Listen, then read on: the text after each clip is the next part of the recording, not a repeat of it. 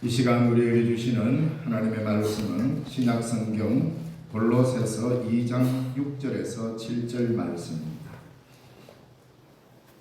골로새서 2장 6절에서 7절 신약성경 326쪽에 있습니다.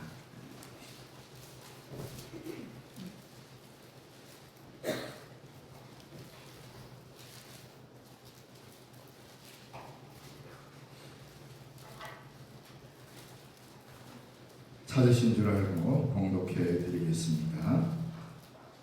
그러므로 너희가 그리스도 예수를 주로 받았으니 그 안에서 행하되 그 안에 뿌리를 박으며 세움을 받아 교훈을 받은 대로 믿음에 굳게 서서 감사함을 넘치게 하라. 아멘. 찬양대에서 찬양으로 하나님께 영광 돌리겠습니다.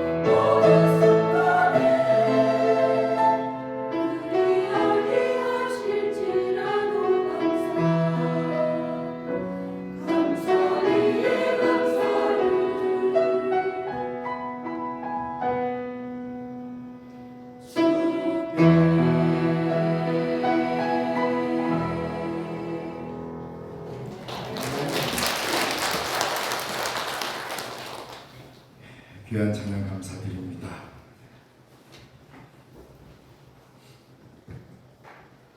오늘은 한국교회가 전통적으로 또 우리 선교사로부터 이어받았던 미국의 전통에 따라서 이렇게 11월 셋째 주에 추수감사절로 지킵니다.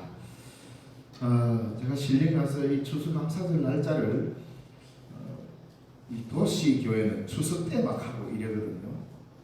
우리나라 전통에 맞추어서 그렇게 하는 게 맞나 아무리 계산해봐도 11월 셋째 주에 하는 게 맞는 것 같아요. 마늘 주스 다 하고 마늘도 다 심어놓고 이제 딱 정리를 하고 이때가 그래서 한 번도 우리는 추수감사절을 다른 날 한 게 아니고 11월 셋째 주에 열게 왔습니다. 중요한 것은 11월 셋째 주에 하는 것 추석 때 하든지 뭐 맥주감사절처럼 한여름에 하든지 절기의 문제가 아닙니다. 신앙에 있어서는 그건 하나의 형식입니다. 아주 중요한 형식이긴 하지만 우리에게 더욱 중요한 것은 범사에 감사라는 주의 명령입니다. 그래서 감사를 넘치게 한다는 것. 뭐 어떻게 해야 감사를 넘치게 하는가? 다른 게 아니고 성경에 가르치면 늘 감사하는 거죠. 범사에 감사. 감사절 때 감사하는 게 아니라 언제나 하나님 은혜에 감사하다라는 것을 하나님 앞에 고백하고 살아가는 거예요. 성경에 보면 신약 성경에 기록되어 있는 이 헬라어로 은혜라는 말이 있습니다. 은혜. 이 은혜가 헬라어로 카리스입니다. 그런데 똑같은 말을 다른 데서는 감사로 쓰고 있습니다. 은혜와 감사는 같은 의미입니다. 그런데 영어도 보면 같아요. 영어도 그 어근이 같단 말입니다. 발음은 좀 다르지만 영어도 은혜와 감사는 같은 어근에서 왔습니다. 그러니까 그뿐 아니라 라틴어에서도 은혜와 감사는 같은 의미입니다. 제가 어느 메일에 앞 주소를 그라티아라고 쓰고 있습니다. 이 그라티아가 은혜입니다. 근데 이 그라티아의 복수형이 감사입니다. 라틴어에서. 그러니까 감사와 은혜는 서로 뗄래야 뗄 수 없는 밀접한 언어로 서로 묶여 있다 이 말입니다. 신약 성경에 기록되어 있는 카리스라는 말이 때로는 은혜로 때로는 감사로 이렇게 기록되고 있습니다. 다시 말하면 우리는 하나님의 은혜를 받은 자입니다. 그러면 은혜를 받은 자로서 당연히 해야 될 일은 이거는 감사라는 말입니다. 그래서 은혜와 감사는 분리될 수가 없습니다. 은혜를 따로 감사 따로 분리하는 순간 은혜가 은혜되지 못하고 감사가 감사되지 못합니다. 항상 같이 가야 된다는 말. 그러니까 이제 이것은 서로 상호적인 것인데 뭐냐면 하나님이 인간에게 베풀 때는 그레이스, 그라티아, 은혜입니다. 인간이 하나님에게 나아갈 때는 감사합니다. 그러니까 똑같은 겁니다. 사실은 하나인데 이것이 하나님에게서부터 우리에게 오면 은혜로 번역하고 인간에게서 하나님에게로 나아가면 이것을 감사로 번역합니다. 그러니까 이게 다른 게 아니라는 거죠. 똑같은 거다. 그러니까 하나님과 우리 사이에 이 은혜라는 말이 빠지고 감사라는 말이 빠져버리면 신앙 자체가 성립이 안 되게 되어 있습니다. 믿음의 길 자체가 없다 이 말입니다. 은혜와 감사를 빼버리고는 신앙이 존재할 수가 없습니다. 자, 좀 더 넓혀서 은혜를 빼버리고 감사를 빼버리면 이 세상의 모든 피조물 자체가 사라지게 되어 있습니다. 존재할 수가 없습니다. 왜 그런지 아십니까? 하나님이 피조물을 만드실 때 그 만드신 동기가 은혜로 이 세상을 만드셨습니다. 그래서 이 세상에 존재하는 모든 것들은 하나님의 은혜 때문에 존재하게 되었습니다. 그런데 그 존재의 가치가 하나님께 감사로 올려드릴 때만이 그 가치가 드러나게 되죠. 피조물로서 우리가 하나님의 만드심을 받고 창조주 하나님 앞에 피조물로서 감사할 때만 피조물로서의 그 가치가 드러나게 되어 있습니다. 이게 감사의 의미라 이 말입니다. 그러니까 감사는 뭘 이런 걸 주셨으니까 고맙습니다. 당연히 하지. 이게 왜 그렇습니까? 사람과 사람 사이에서도 이게 내가 받음으로 인하여서 다시 그것을 되돌려 줄 때 똑같은 물건으로 되돌려 주지 않아도 내게 준 것에 대한 그 가치에 대한 고백을 무엇으로 합니까? 감사로. 그래서 뭐 용돈 좀 받아도 감사합니다. 그럼 어떻습니까? 준 사람의 그 가치만큼이나 이 사람은 감사로 표현한 겁니다.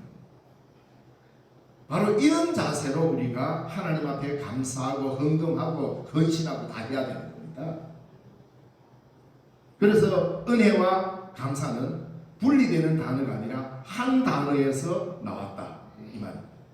한글로는 이게 너무 차이가 많이 나는 것 같은데 실제로 헬라어, 라틴어, 영어 그 같은 이 언어권에서 쭉 나온 이 언어들은 이게 같이 나옵니다.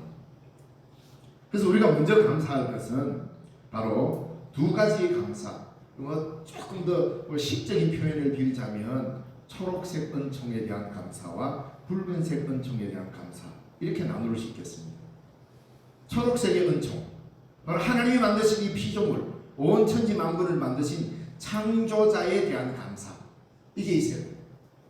왜냐하면 나를 존재하게 했기 때문에 여기에 대한 감사가 기본적 감사. 이 기본적 감사에서 출발하지 않으면 그 다음에 붉은색 은총으로서의 구원에 대한 감격도 사실은 크게 하나님 앞에 행할 수 없게 되어 있습니다. 하나님의 창조는 무에서 창조입니다. 아무것도 없는 무에서 우리를 있게 했습니다. 이 하나님의 능력. 이것이 우리가 감사해야 될 첫 번째 조건입니다. 하나님은 인간을 제조하신 게 아니라 천지 만물을 이렇게 제조하신 게 아니라 제조라는 말은 어떤 재료를 가져다가 만든 것이 제조잖아요. 근데 우리는 그게 아닙니다. 하나님은 우리를 창조하셨습니다. 없는 것에서 있게 된 무에서 유를 만드신 분이십니다. 그러니까 이 진리는 성경에만 나타나는 진리입니다. 고대 근동의 그 어떤 신화에도 무에서 유를 창조하는 신화는 없습니다. 하나님께서 아무것도 없는 무의 심년을 찢으시고 있음으로 피조물을 만드셨잖아요. 이 깊이를 우리가 알 때 나라는 존재가 이 호흡하고 있다는 것이 얼마나 귀한 일인지를 감사합니다. 그러므로 하나님의 지원받음 앞에 여기에는 차별이 없습니다. 이 지구상에 온 우주에 존재하는 모든 피조물 인간만이 존귀한 존재가 아닙니다. 인간은 말과 언어로서 하나님과 대화할 수 있는 존재가 되었기 때문에 우리는 이성적으로 판단하고 글도 쓰고 설교도 선포하고 듣고 하는 이런 일을 통하여서 우리는 하나님을 만납니다. 그러나 이 지구에는 인간만이 귀한 존재가 아니라 하나님이 지으신 모든 피조물은 다 귀한 존재입니다. 똑같이 하나님의 창조물로서의 귀합니다. 그래서 우리는 감사합니다라고 하는 표현을 할 수 있습니다. 예를 들어서 다른 피조물들은 어떻게 감사할까? 그거 우리가 알 필요 없습니다. 그거를 알려고 노력하는 시간에 내가 한 번 더 하나님 앞에 진심을 다해서 감사합니다라고 고백하는 것이 훨씬 더 아름다운 신앙입니다. 왜? 하나님과 다른 피조물 간의 교류와 상호 교류는 그들만의 독특한 방식으로 할 겁니다. 우리는 알 수 없습니다. 그 신비를 우리가 어떻게 다 알겠습니까? 여러분의 집에 키우는 소나 닭이나 이런 게 어떻게 하나님 앞에 피조물로서 감사할까? 그건 알 수 없지요. 그러나 하나님의 만드신 피조물이기 때문에 창조주와 피조물 간에 하나님과의 뭔가 교감이 있을 겁니다. 인간은 그것까지 알 수 없습니다. 그것은 하나님의 창조의 비밀에 감추어두었기 때문에 그건 우리가 알 수 없고, 그러나 우리로서 나 자신으로서 얼마든지 하나님 앞에 감사할 수 있다 이 말입니다. 내가 할 수 있는 최고의 표현을 쓰고 내가 드릴 수 있는 가장 아름다운 것들을 드리면서 감사할 수 있는 것, 이게 인간 존재란 말입니다. 그래서 오늘 저와 여러분이 이 시간에 여기 앉아서 예배 드릴 수 있게 된 첫 번째 동의는 뭐냐? 하나님이 나를 이렇게 만들어 주셨다. 창조된 존재랍니다. 이걸로써 우리가 깊이 온 세상 만물을 하나님께서 푸르게 지으시고 맑게 지으셨습니다. 이 초록의 은총을 우리는 누리며 살아가잖아요. 여기에 대한 감사가 은혜가 1차적으로 선행되어야 된다 이 말입니다. 우리의 존재와 생은 문을 가르고 어둠을 찢고 창조하신 하나님의 은혜에 의해서 생겨난 존재입니다. 그러므로 은혜가 곧 우리를 있게 했다 이 말입니다. 은혜가 아니었으면 우리는 존재 자체가 없다 이 말입니다. 무근한 우리라는 존재 자체가 있을 수가 없다. 이게 은혜였습니다. 자, 그런데 이 은혜에 대한 응답을 거치면 하나님 앞에 이 받은 은혜에 대해서 우리가 응답을 거치는, 즉 감사의 응답을 거치는 그 인생은 곧 성경에서 말하기를 허무와 죽음뿐이라. 하나님이 우리를 은혜로 지으셨는데 그 지으신 은혜를 알지 못하면은 바로 허무와 죽음의 무의 세계로 빠진다는 거예요. 우리가 진정한 나의 존재를 깨달게 되는 것은 하나님에 의해서 내가 지음받았다라고 하는 그 은혜 때문에 내가 지음받았다라고 하는 사실을 알 때만이 허무를 극복할 수 있습니다. 문을 극복한다 이 말입니다. 이와 같이 창조는 무에 대한 승리며 생과 존재는 무를 이기는 빛난 은혜의 현실입니다. 죄가 뭡니까? 죄가 다른 게 아닙니다. 하나님이 주신 이 은혜에 대한 응답을 거부하는 일이 죄입니다. 이런 큰 은혜를 받고 우리가 이 땅에 살아가면서 이 은혜를 모르는 게 죄란 말입니다. 하나님으로부터 지원받은 존재라는 것을 모르는 게 죄입니다. 이걸 알면서도 감사하지 않는다면 더 큰 죄죠. 죄를 이기는 게 바로 뭡니까? 내게 하나님의 은혜로 나를 만들어 주셨다.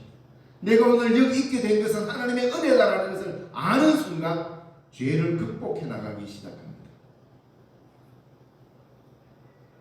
그래서 은혜에 대한 남김없는 응답을 거부하고 하나님과 분리된 자기중심적 이기주의로 살게 되면 그런 인간은 하나님으로부터 심판받은 인간입니다. 그래서 사실상 하나님과 원수가 됩니다. 하나님은 우리에게 은혜를 끊임없이 주시는데 여기에 대한 감사로서 이 은혜에 대한 감사를 모르면 하나님과 분리된 존재입니다. 하나님과 분리된 인간의 자아는 자기 욕심과 탐욕으로 자기 중심에 딱 자리 잡아서 사실상 이웃과도 시기와 경쟁과 혐오와 정오의 잘못된 관계 속으로 빠져들게 되어 있습니다. 감사를 잃어버리는 인간은 결국 허무함 속에 빠지게 됩니다. 비록 열악한 형편이라 할지라도 나 같은 죄인을 구원해 주시고 나 같은 사람을 하나님의 자녀 삼으셨다, 하나님이 내게 은혜를 베풀으셨다는 이 사실을 아는 순간 인간은 결정적으로 허무에서 빠져나오기 시작합니다. 그래서 감사가 비로소 인간을 인간되게 한다 이 말입니다. 아무리 큰 은혜를 받고도 되도록 그냥 가버리면, 감사하지 않으면 완전한 구원에 이르렀다고 할 수 있을까요? 사마리아와 갈릴리 사이로 길 가시는 예수님께서 남의 환자 10명을 만났습니다.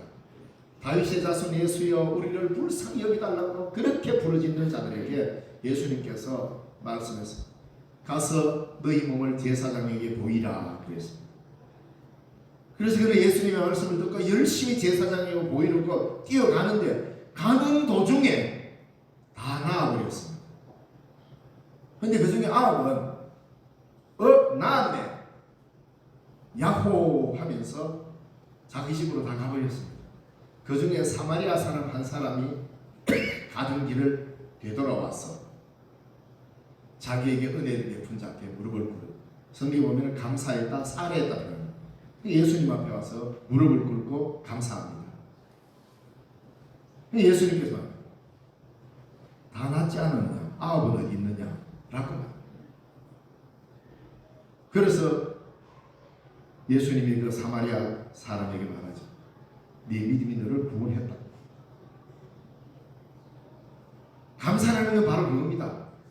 내가 받은 은혜의 출발지가 어디인지를 다시 확인하고 되돌아서서 그 주님께로 가는 겁니다. 되돌아가. 그러니까 예수님은 그들을 다 낫게 하시는 은혜를 베풀어 주셨습니다. 그 은혜를 받은 사람이 되돌아서서 그 은혜에 대한 감사를 드리고자 되돌아서 가는 것, 그게 감사입니다. 그러니까 우리는 하나님으로부터 은혜를 받았잖아요. 받았으면 그 은혜에 대한 감사는 인간이 해야 될 당연한 도리인 것입니다. 그럴 때 하나님과 인간은 상호 교제 속에 들어가게 됩니다. 인간은 감사함을 통하여서 하나님과 교제로 들어가게 되어 있어요. 왜? 하나님의 은혜를 주시면 우리는 감사로 나아갈 때 하나님과 만나는 지점이, 은혜와 감사의 지점이 여기에 있다. 그래서 감사하지 않으면 결코 우리는 하나님과 교제할 수가 없습니다.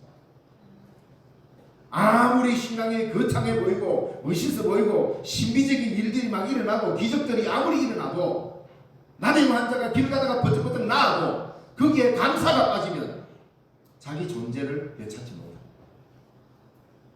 감사가 사라지면 신앙의 근본이 사라지는 겁니다. 이런 의미에서 감사가 중요하다.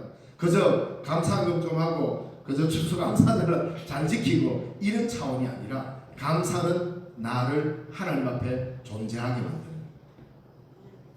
그래서 조금 이 사람이 뭐 기독교인으로서 좀 신앙이 깊다라고 말할 수 없지만, 프랑스 실존주의 철학자 마르셀이라는 사람이 이렇게 말했습니다. 인간은 감사하는 만큼 존재한다. 참 귀한 말입니다. 인간은 감사하는 만큼 존재한다. 성경적 표현이죠. 그리스도인은 감사하는 만큼 존재합니다. 그래서 하나님의 은혜를 가슴 깊이 새기고 감사할 때 비로소 우리는 하나님 앞에선 참된 백성으로 살게 됩니다. 자, 이렇게 창조주 하나님 앞에 감사하는 것도 매우 중요한데, 더 중요한 게 오늘 본문에 나오죠. 그러므로 내가 그리스도 예수를 주로 받았으니 그 안에서 행하되, 뭡니까? 그리스도 예수를 주인으로 받았단 말입니다. 지금까지는 내가 내 인생의 주인으로 살았는데 이제는 예수 그리스도가 내 삶의 주인이란 말입니다. 예수님이 내 삶의 주인이기 때문에 우리는 어떻게 살아야 된다고요? 감사함을 넘치게 살아야 돼요. 그리스도를 통한 구원의 은혜를 받았기 때문에 예수님이 나의 주인이 되었단 말입니다. 내가 내 삶의 주인이 될 때 잘 되는 것 같지만 우리는 내 스스로 하나님과 분리된 인생을 살게 만들고, 내가 내 주인이 되는 순간 우리는 하나님과 분리되어 버립니다. 감사할 수가 없습니다. 근데 예수님을 주로 받고 보니 감사가 되는 겁니다. 내 삶에 있어서 언제나 감사합니다. 이래도 저래도 늘 감사하다라고 고백하고 감사의 삶을 사는 사람은 예수님이 그 삶의 주인이기 때문에. 그런데 기억날 때마다 적당하게 감사하라는 게 아니고, 오늘 본문에 보면은 철철 넘치도록 믿음에 굳게 서서 감사함을 넘치게 하라 그랬습니다. 감사는 아무리 많이 하고 넘치고 넘쳐도 절대로 상하지 않습니다. 감사는 아무리 넘쳐도 모자랍니다. 감사는 넘치게 해야 됩니다. 골로새 교인들을 향하여 바울이 감사를 넘치게 해라. 다른 거는 몰라도 감사하는 만큼은 늘 넘치게 해요. 왜 그래요? 뭐 시도 때도 없이 감사해서 이상한 사람처럼 보이고 그래도 괜찮습니다. 이래도 감사, 저래도 감사. 왜? 내 주인이 누굽니까? 예수님입니다. 내 주인을 예수님으로 삼고 사는 사람은 환난이 와도 감사합니다. 왜? 그 환난을 주님이 이겨주실 것이니까. 이런 감사로 계속 나아갈 때 그 삶은 감사의 인생이 되고 감사하는 만큼 존재하게 된다. 그래서 데살로니가 교회를 향하여서 사도 바울은 범사에 감사하기로 했습니다. 특별한 일이 생길 때 감사할 게 아니라 일상에서. 그 말은 뭐예요? 내가 존재하게 된 것 자체가 감사다.